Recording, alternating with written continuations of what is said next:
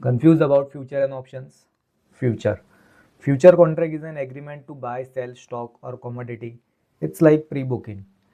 Stock today's for tomorrow price. An option buying gives you right but not the obligation to buy, sell an asset at specific price.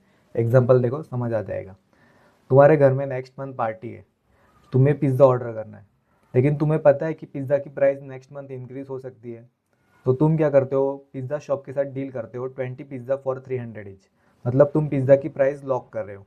इससे क्या होगा, अगर 300 का pizza है एक और तुम्हें 20 चाहिए, तो तुम 300 पे लॉक कर रहे हो प्राइस, तो तुम्हें पड़ेगा 6000 में।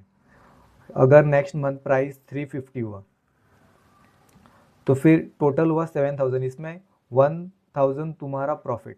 लेकिन अगर प्राइस 250 हुआ तो प्राइस कम हो जाएगी और तुम्हारा 1000 loss. It is future an option.